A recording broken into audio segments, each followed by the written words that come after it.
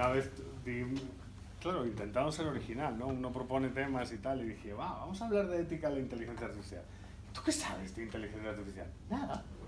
Pero vamos a intentarlo, ¿no? Bueno, esta presentación es de, como bien sabéis, de un autor estadounidense, se llama Robert Nisbet, es un sociólogo. Esta presentación en realidad llega tarde, ¿no? Porque esta presentación estaba prometida para el Son de Lugo.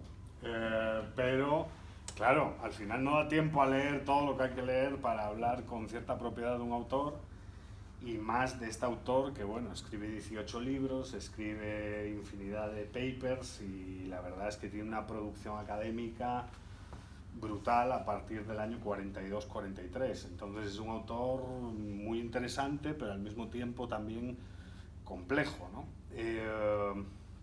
Es un autor californiano que desarrolla gran parte de su vida en la Universidad de Berkeley, pero no solo ahí. Está también en UCLA, en Riverside, está en Arizona, está en Columbia, está en Princeton, está en la Universidad de Bolonia. O sea, es un tipo con ideas alternativas, pero que desarrolla su vida académica en un ambiente mainstream y al máximo nivel. O sea, era reconocido por todos, y de hecho la Universidad de California le encarga dirigir en su momento una facultad de sociología, estar al frente, pues, de 50 profesores y con más de 100 alumnos, ¿no? O sea, era un tipo que tiene una carrera muy interesante. Obras importantes de Nisbet, obras a recomendar, pues quizás la más famosa es esa búsqueda de la comunidad, de Quest for Community, que es un texto del año 53, que es un año muy importante para las ideas conservadoras, porque hay varios textos que son publicados en ese año y que ya haremos un repaso, pero no solo eso, ¿no? Hay textos muy importantes. Yo, si queréis, le puedo pasar a Adrián una lista, pero tiene un libro muy interesante de la tradición sociológica, tiene otro de la historia de la idea de progreso, tiene otro que se llama Conservadurismo, Sueño y Realidad, muy importante también, Tradición y Revuelta, Cambio Social e Historia, Twilight of Authority, que es otro texto importante. Tiene un libro sobre los prejuicios y en defensa del prejuicio, que es también muy interesante. Es un autor que publica, como digo, mucho y muy bien, creo yo. Ahora, si tuviésemos que resumir un poco todo lo que Nisbet más o menos, todo lo que a Nisbet le interesa, ¿no? En una palabra clave, la palabra clave es comunidad. Y si tuviésemos que hablar del objeto de estudio que despierta el interés de Nisbet en una fase inicial, pero que continúa a lo largo de toda su obra, pues desde 1942-43 hasta 1996, que fallece, porque hay una anécdota muy buena que le preguntaron cómo le gustaría morir a Nisbet, y Nisbet dijo: taipeando mientras estoy escribiendo el próximo libro. Así me gustaría morir. No murió así, pero bueno, el punto es que así le gustaría morir. La palabra es comunidad, y el objeto de estudio, ¿qué es? La erosión que sufre en Occidente todo lo relativo a instituciones intermedias. Ese es el objeto de estudio de Nisbet en términos generales. Las instituciones intermedias están sufriendo por culpa del Estado. ¿Qué instituciones intermedias? Familia, vecindad, asociaciones de carácter religioso, asociaciones de carácter festivo y recreacional. O sea, todo lo que tiene que ver con eso que está entre la persona y el Estado. Y el Estado es el gran culpable para Nisbet, y sobre todo el estado del bienestar. ¿Por qué? Porque el estado del bienestar, al final, es una máquina que va capturando de forma, pues, evidentemente violenta, y también a través de determinadas narrativas, cuestiones que eran obligación de la sociedad, que tradicionalmente en Occidente se veían como una obligación de carácter societal o comunitario y no de carácter estatal. Esa mutación del Estado, que es el estado del bienestar, que desde mi punto de vista es la tercera mutación del Estado moderno, pues es la que da, en cierto sentido, el golpe de gracia a, por un lado, la sociedad civil, por otro lado, la idea de comunidad, que en Nisbet es difícil distinguir un concepto de otro, y eso ha puesto a la civilización occidental contra las cuerdas y en una situación de crisis y de decadencia. Claro, 1953 es un año importante, es el año donde se publica esta búsqueda de la comunidad o de Quest for Community, pero no es el único libro conservador de la época. Hay un libro que influye mucho a Nisbet y que Nisbet reconoce que influye. Hay dos biógrafos que señalan que Nisbet se ve muy influido por eso, que es La mentalidad conservadora de Russell Kirk. Es un libro de 1953. También La nueva ciencia de la política de Eric Voegelin es un libro de 1953, y de William Buckley, God and Man at Yale. Hay gente que también dice que El genio de la política americana, The Genius of American Politics, también es un libro de Daniel Boorstin, también es un libro publicado en 1953 y también puede ser parte de ese movimiento conservador que influye a Nisbet, ¿no? Ahora, ¿qué preguntas, ya que esto es una charla en clave general, ¿no?, sobre el autor, intentando hacer una biografía intelectual, qué preguntas podríamos señalar alrededor de Nisbet, ¿no? ¿Qué preguntas nos orientarían a la hora de reflexionar sobre Nisbet? Pues a lo mejor una primera pregunta ¿es Nisbet un comunitarista al uso o hay elementos que le, bueno, vuelven particular, un comunitarista extraño, ¿no? Una segunda cuestión es si dicho comunitarismo es monista o pluralista, cosa a la que Nisbet le da mucha importancia, ¿no? Esa tensión entre monismo y pluralismo cuando se habla de comunidad y Estado es muy importante para él, pero habla de comunidad barra sociedad, ¿no? Entonces hay varias preguntas que nos pueden orientar para ir conociendo al autor. ¿Qué entiende por conservadurismo? Que es una pregunta también muy importante. Él se definía, aunque nace en Los Ángeles y aunque no vive durante su infancia en Los Ángeles, pero sí trabaja en California gran parte de su vida, él se identificaba a sí mismo como un sureño estadounidense.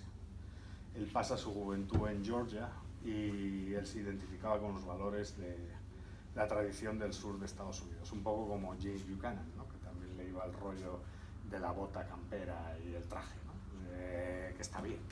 Pero bueno, es una persona que en 1932 empieza sus estudios y en 1943 abandona un poco su carrera porque se alista al ejército, participa en la Segunda Guerra Mundial y luego ya regresa otra vez a Berkeley para ingresar en la universidad como profesor asistente primero y luego ya como profesor titular.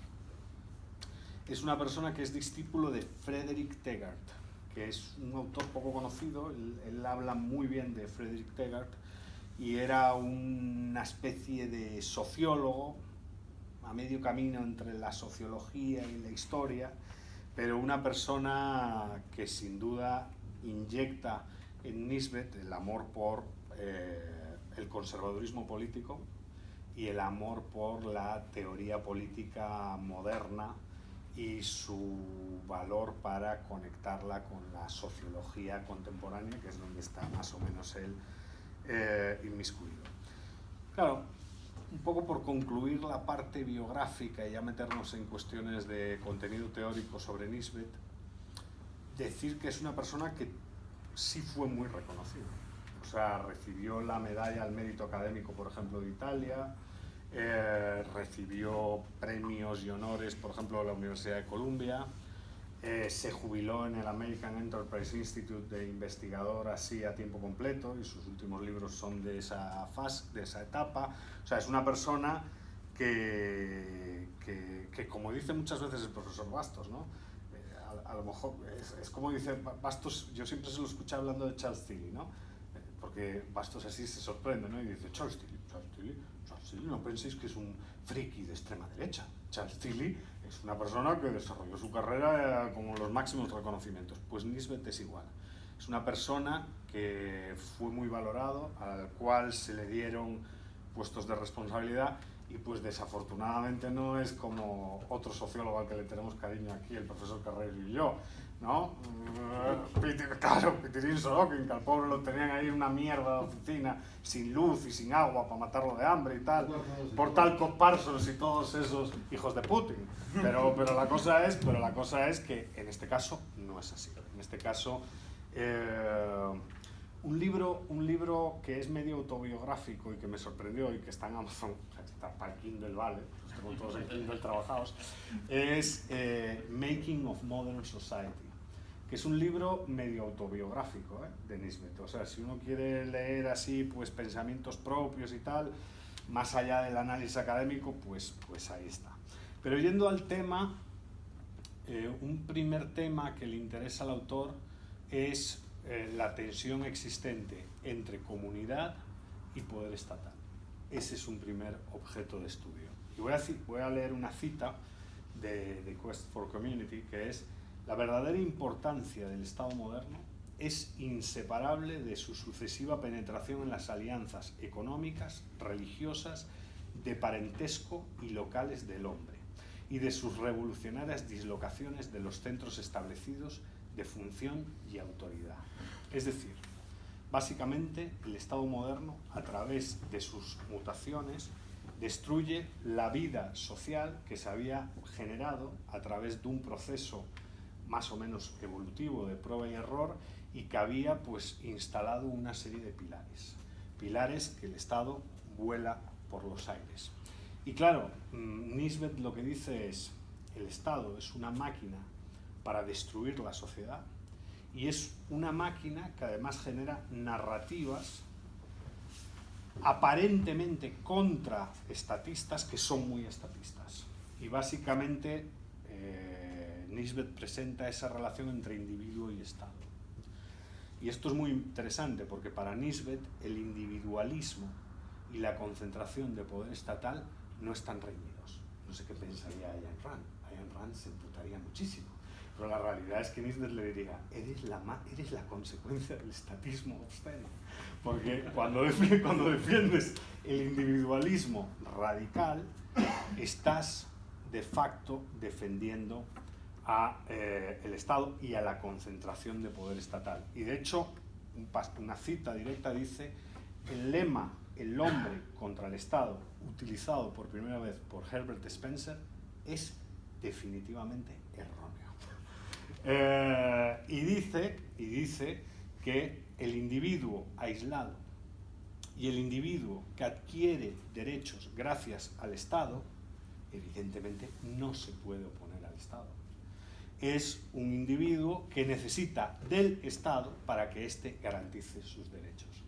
Y es lo que él va a denominar que vivimos en una etapa de lo que se conoce como el ser humano, la persona, el hombre desligado. Tenemos a seres humanos muy individualistas, muy cool, como diría el profesor Bastos, que se quieren autorrealizar, que no aceptan obligaciones de carácter comunitario, y eso, en lugar de hacerlos libres, los está sometiendo y los está volviendo sujetos del Estado. ¿Por qué?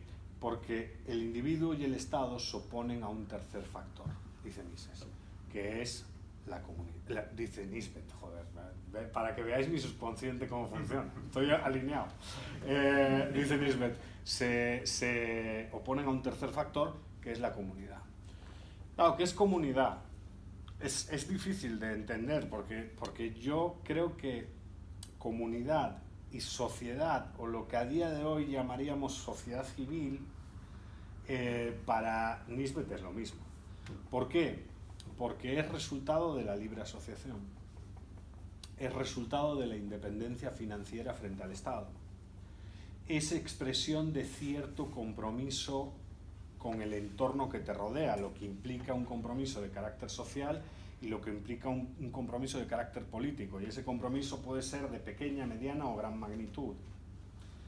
es por definición un contrapeso natural al poder político y es algo que es dinámico.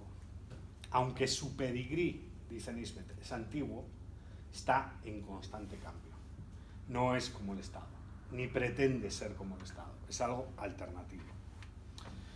Claro, dice Nisbet, si estamos perdiendo eso que a Occidente le ha costado tanto conseguir, este es el gran problema de Occidente.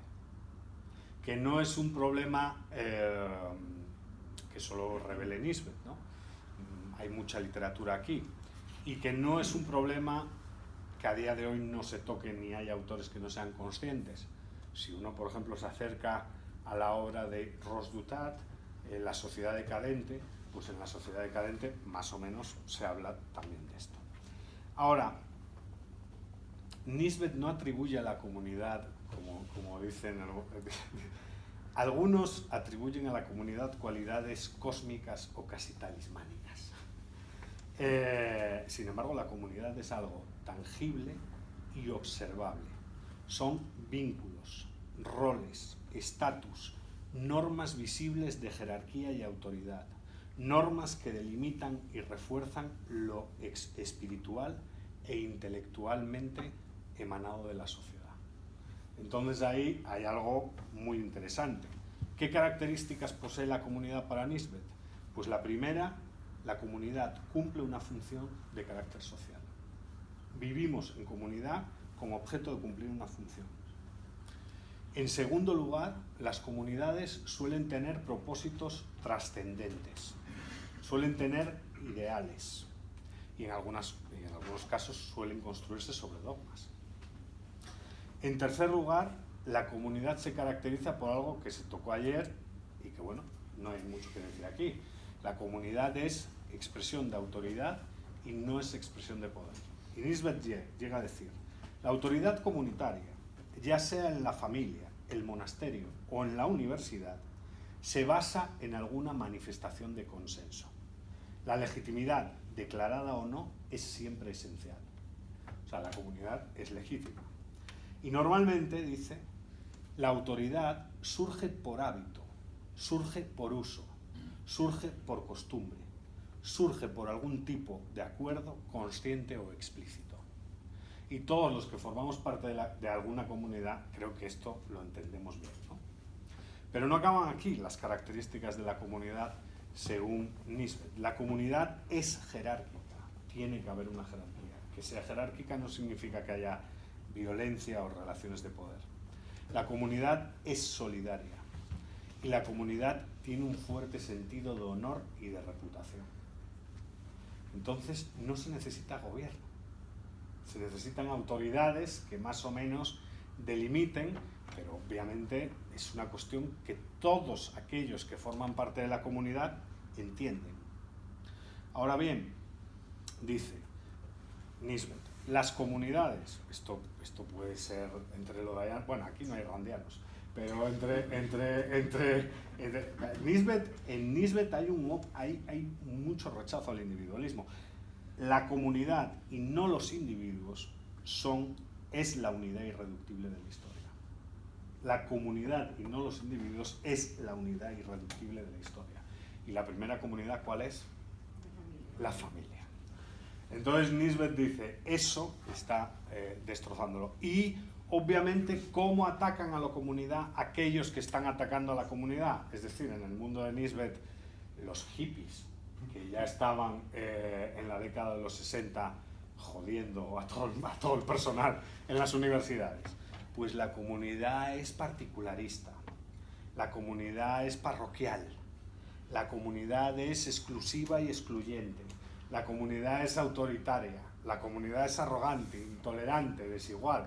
Alguien podría decir, pero si son todos valores positivos, ¿no? O sea, son todos valores de orden son todos valores de orden.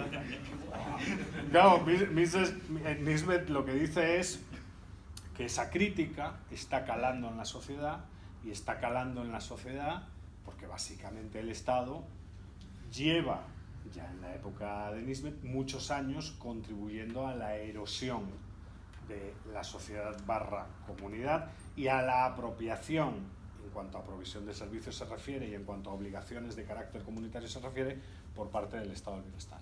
Entonces, claro, las mentes, dice Nisbet, están como debilitadas. Ahora, claro, hay una idea que esto es muy interesante, aunque en este foro no es interesante, pero Nisbet sí tiene claro el origen del Estado. Nisbet llega a citar a Hume cuando Hume habla de que ha sido la guerra el origen del Estado. O sea, y Nisbet tiene muy presente que del estado de guerra se transita al estado del bienestar. Pero que en el fondo el Estado es básicamente una máquina violenta y que la guerra ha contribuido al fortalecimiento del Estado junto a otras ideologías. Por ejemplo, el nacionalismo, que es muy anticomunitarista, y todo lo que tiene que ver, según Nisbet, con la estructura de derechos. Toda la narrativa de los derechos humanos es anticomunitarista y es un instrumento para fortalecer el Estado. El último punto, no os enfadéis, Nisbet dice que el capitalismo ha tenido mucho que ver en la destrucción de la comunidad. Critica al capitalismo mucho. ¿Por qué? Porque dice que el capitalismo ha modificado de forma radical muchas unidades tradicionales. Ahora, ¿Nisbet dice que capitalismo es consecuencia del Estado? No. No ve al capitalismo como una fuerza puramente autónoma y espontánea, pero tampoco lo ve como consecuencia del Estado. Más o menos lo que yo entiendo es que dice que se desarrollan de forma paralela. Adrián, y no yo, dijo, se retroalimenta. O sea, entonces dice que es una forma mutuamente reforzante. Ahora bien, la expresión de la erosión, ¿dónde se ve?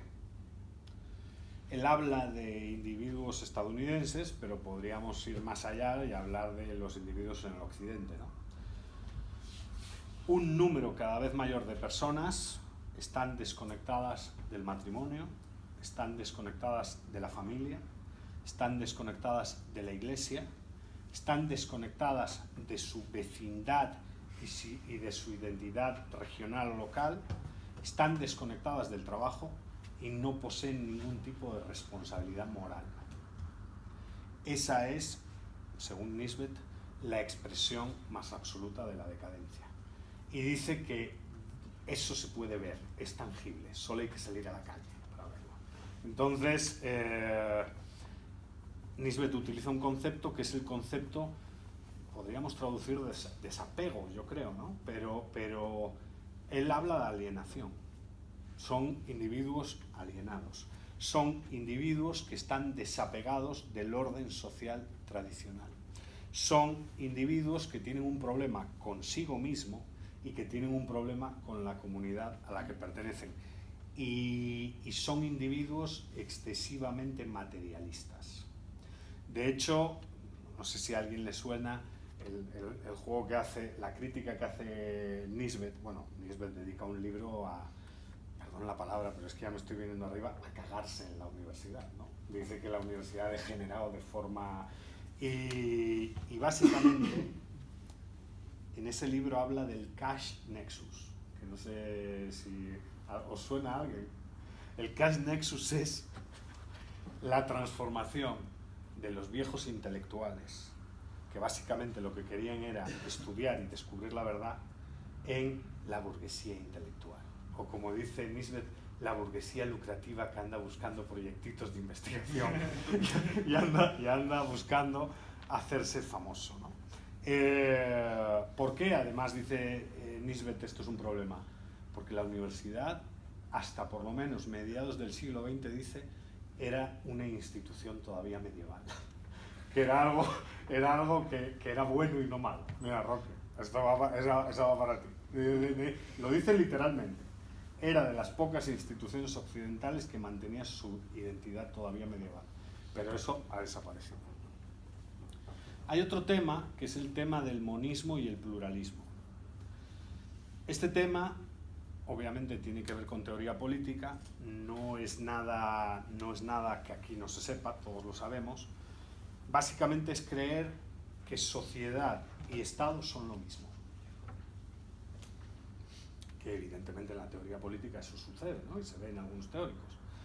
Bueno, en algunos teóricos, o en nuestro flamante ministro Óscar Puente, ¿no? Son tus impuestos y tal. O sea, él ve que ahí no hay diferencia. Pero para Nisbet sí hay, dice, dos tradiciones claramente diferenciadas, y yo también creo que las hay. Aunque está hablando de autores contractualistas, y eso en sí mismo puede ser un problema. Él habla de el monismo político, que tiene a dos autores de referencia, que son Hobbes y Rousseau, y el pluralismo político, que tiene pues, a John Locke, a Edmund Burke, a Tocqueville, y también incluso él llega a citar a Kropotkin y a Proudhon. O sea, no solo habla y hay dos ramas, digamos, una monista y una pluralista.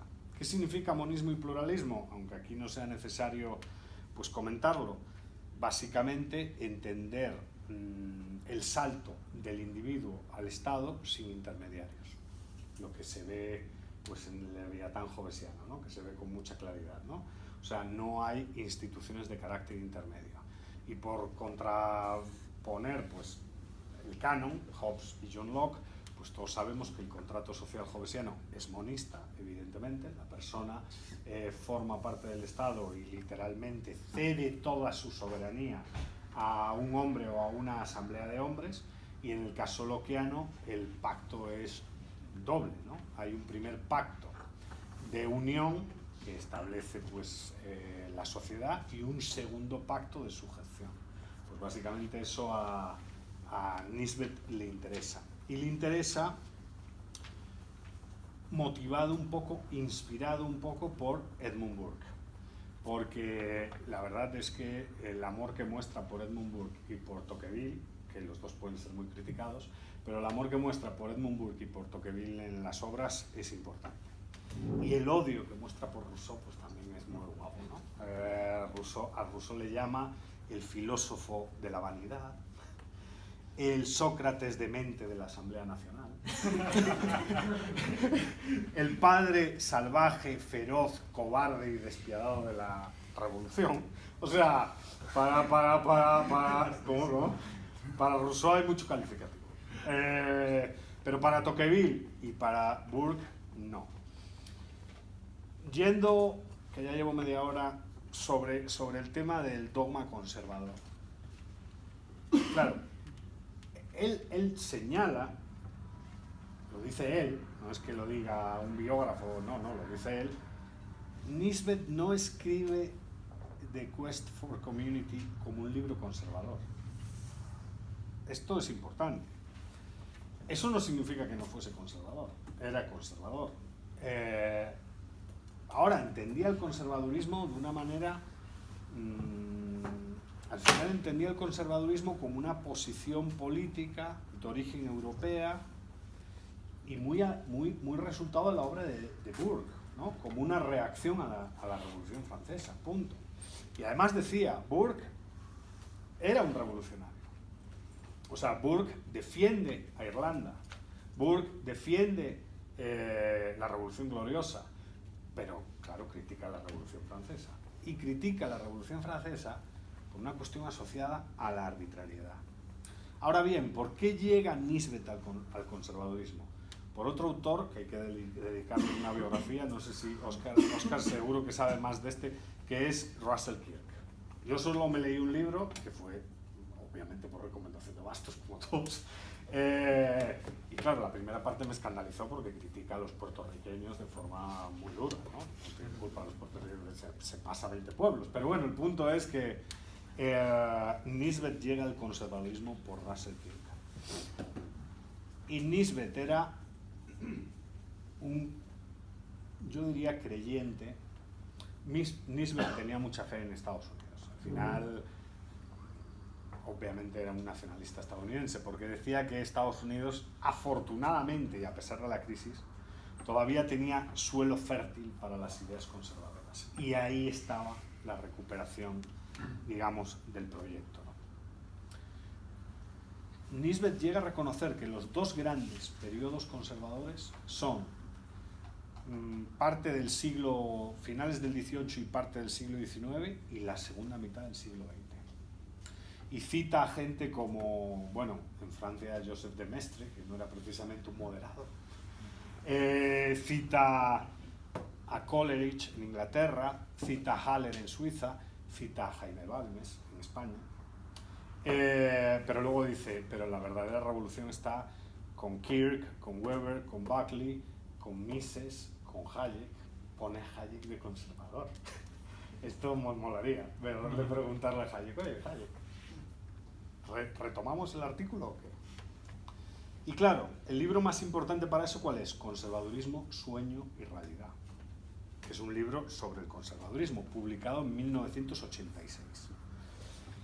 Y dice que lo que hay que hacer ahí, básicamente, es analizar la dogmática del conservadurismo. ¿Tiene dogmática el conservadurismo? Es un problema. Él dice que el objetivo es intentar aclarar las partes de la anatomía conservadora. Y a mi juicio, yo ahí sí soy un poco crítico con Nisbet, porque no creo que su visión del conservadurismo, no sé, a mí me convence más otro autor, a mí me convence más que es ser conservador de Roger Scruton, por ejemplo, ¿no? Antes que este. Pero bueno, él intenta en ese esfuerzo ver qué elementos unen a los conservadores. Y no creo que lo haga mal. ¿Por qué? Porque básicamente dice, la gente no da valor al conservadurismo, y el conservadurismo es no solo una de las grandes perspectivas políticas desarrolladas por Occidente, es uno de los grandes defensores de la civilización occidental. Entonces, solo por eso habrá que preocuparse, ¿no? por qué tiene valor el conservadurismo. ¿Con quién compite el mundo conservador? Pues Nisbet dice, hay dos grandes corrientes contra las que compite: socialismo y liberalismo. Socialismo, liberalismo y conservadurismo son las tres grandes perspectivas políticas desarrolladas en el mundo occidental y en competencia. Ahora bien, ¿quién defendió los derechos de la Iglesia?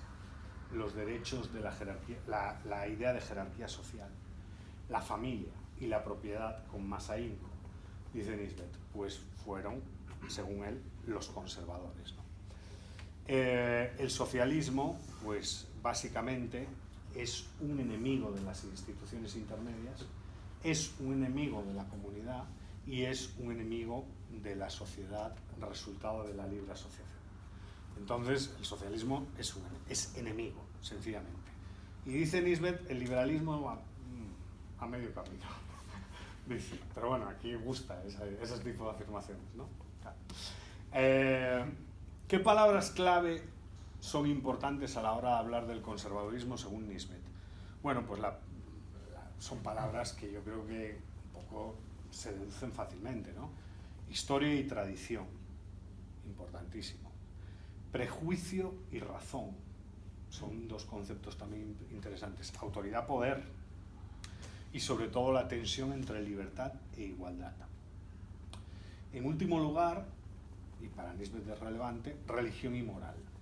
El conservadurismo es una perspectiva política que pone énfasis en el valor de la tradición judeocristiana a la hora de desarrollar Occidente. Y es la única que lo ha defendido seriamente, según él. Aquí hay muchas ideas interesantes, porque lo de historia y tradición creo que se puede deducir.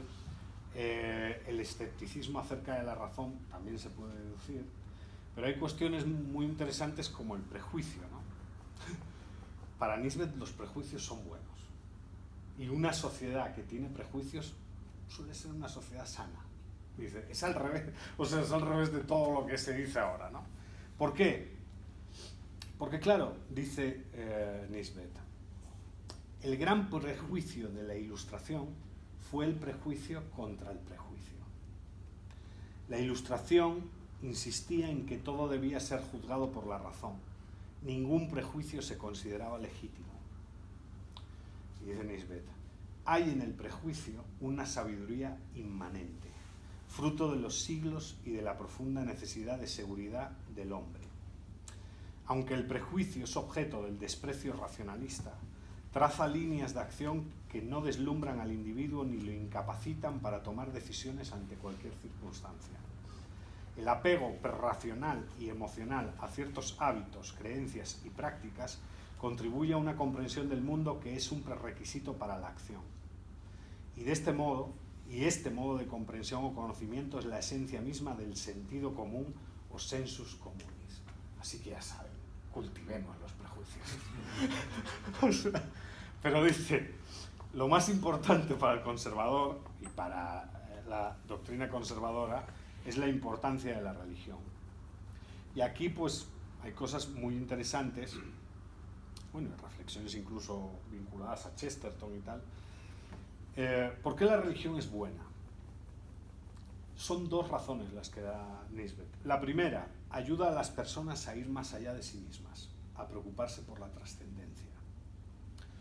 Hay un párrafo de un biógrafo de Nisbet: el baluarte de la fe es necesario para ennoblecer al individuo y conducirlo hacia fines más elevados.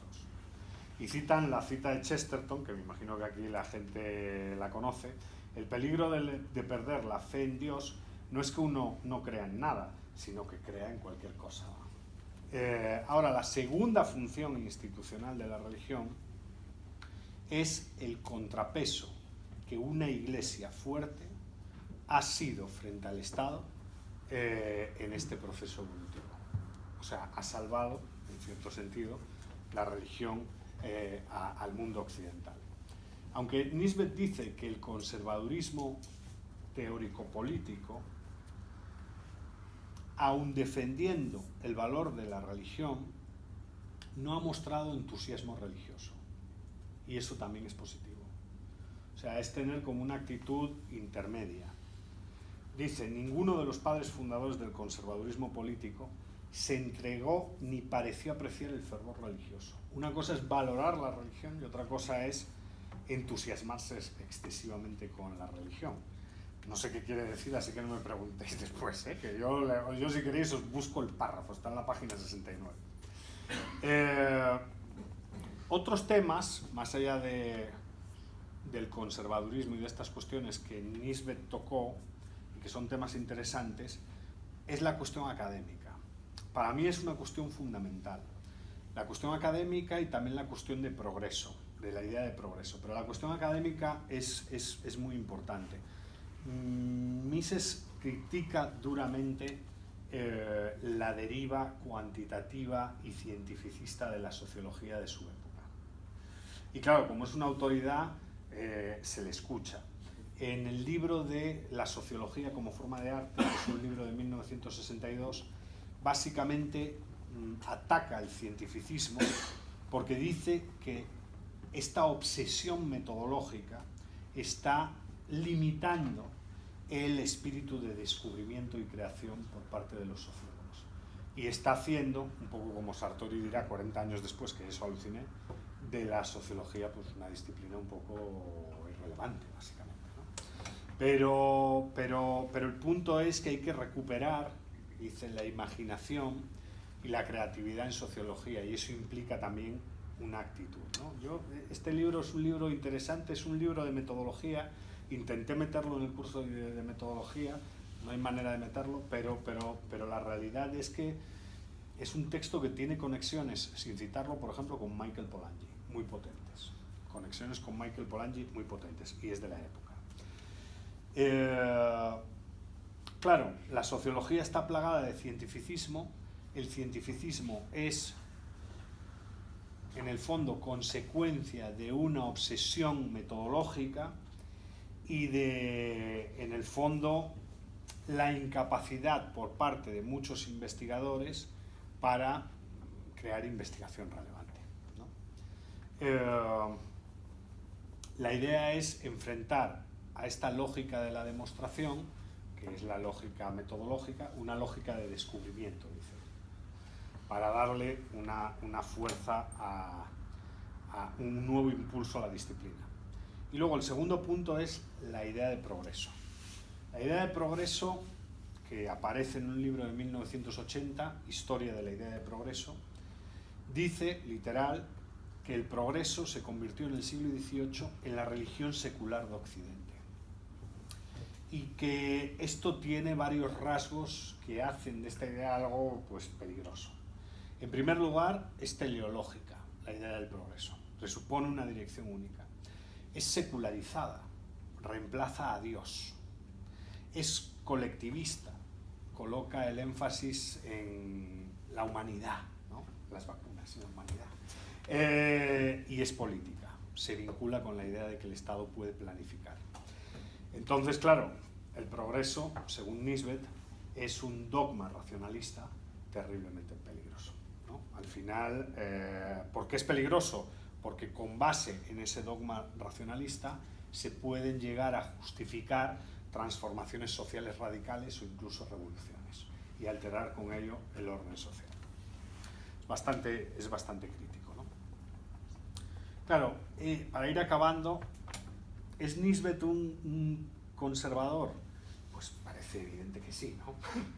O sea, es un filósofo que, como decía Scruton, muestra mucho amor por lo propio, ¿no? Muestra mucha...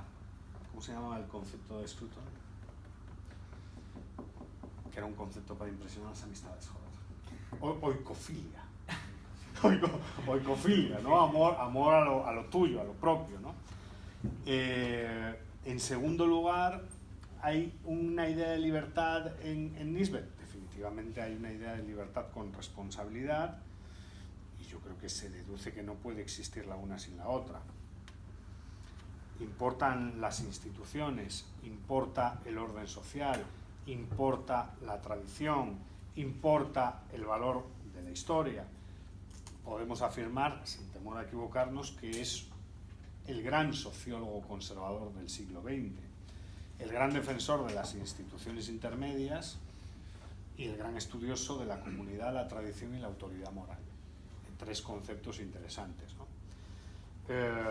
Claro, luego podemos hablar de estas cuestiones de progreso y tal, porque al final, claro, para Nisbet no puede haber tal cosa como un progreso técnico o económico sin una base moral y cultural compartida, ¿no? Y eso a lo mejor pues, puede ser discutido por algunos, pero por ahí va Nisbet, ¿no? Es un sociólogo distinto, de hecho muy distinto a lo que hay en la actualidad. Es un sociólogo muy preocupado por la herencia histórica, muy preocupado por la teoría política, muy preocupado por los elementos que dan identidad cultural a un determinado colectivo. Muy poco preocupado por cuantificar cosas, ¿no? O sea, sus libros son libros casi de teoría política. Entonces es un autor, cumpliendo 45 cabales, que merece mucho la pena y que pues podemos charlar sobre él 15 minutos, si queréis. Muchas gracias.